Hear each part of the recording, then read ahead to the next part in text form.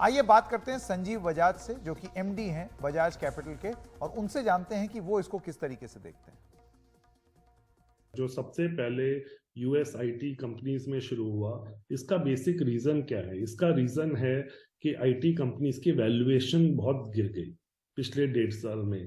तो जब वैल्यूएशन गिरी है तो इनके पास जो एक इन्वेस्टमेंट के लिए, ग्रोथ के लिए पैसा होता है वो कम होता है। तो इन्होंने अपने जो एकदम लॉकडाउन के टाइम पे एकदम बिजनेस बढ़ गया था, सैलरीज बढ़ गई थी, तो इन्होंने जो उसके चक्कर में हायरिंग कर ली। अब उन उन लोगों को, इनको सस्टेन करना मुश्किल हो रहा है, बट ये एक स्टार्ट था। अब जो नेक्स्ट वेव आएगा वो आएगा स्टार्टअप्स में। इसलिए बिकॉज जो series B C D funding थी, जो फंडिंग बहुत आराम से मिलती थी स्टार्टअप्स को, आज की डेट में वो बहुत डिफिकल्ट मिल रही है। हमने देखा है कि जितने स्टार्टअप्स थे जो लॉस मेकिंग थे, जिसमें बहुत बड़ा लॉसेस था, पहले उनको अंधाधुन पैसा मिलता जा रहा था और आईपीओ भी हुए।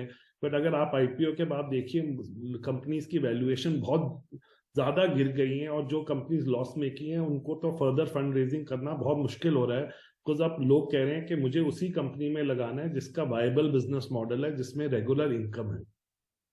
और वो स्टार्टअप्स बहुत कम है। अगर आप लगा लीजिए, अगर परसेंटेज में मैं बोलूंगा, वो 10% से कम है। बिकॉज एक पहले हम एक ग्रोथ में इन्वेस्ट कर रहे थे कि भाई जैसे भी बिजनेस आ रहा है उसमें आप इन्वेस्ट करिए। तो उसकी वजह से जो स्टार्टअप्स के पास पैसा नहीं मिल रहा है, एक इकोनॉमिस्ट की रिपोर्ट है कि ज्यादातर स्टार्टअप अगर अपना खर्चा कम नहीं करेंगे, उनके पास खाली 1 2 3 महीने का पैसा बचा है।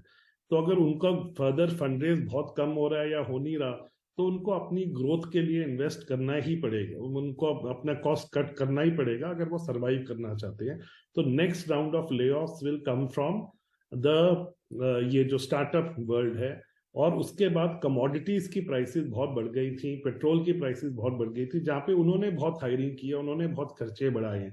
बट जब अब कमोडिटीज की प्राइस नॉर्मलाइज हो रही है, कम हो रही है, फ्यूल की प्राइस भी कम होने को आ रही है, तो उधर से भी थोड़ा सा आएगा। तो इससे थोड़ा सा झटका आएगा जब तक ये रशिया यूक्रेन वॉर नहीं खत्म होती, जब तक वर्ल्ड इकोनॉमी नॉर्मल नहीं आती। तो आपको एक केयरफुल रहना है।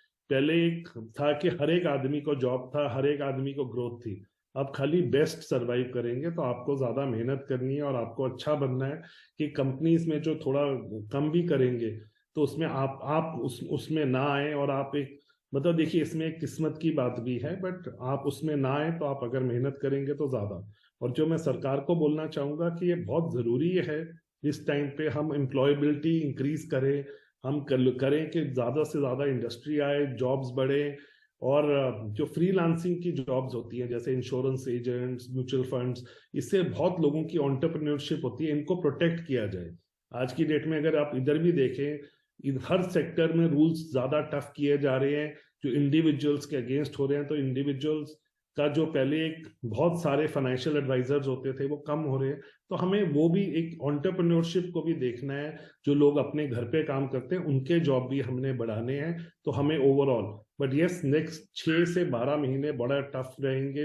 मेरी प्रेडिक्टिव है, कोई 100% प्रेडिक्ट नहीं कर सकता, बट इसमें आपको केयरफुल रहना पड़ेगा।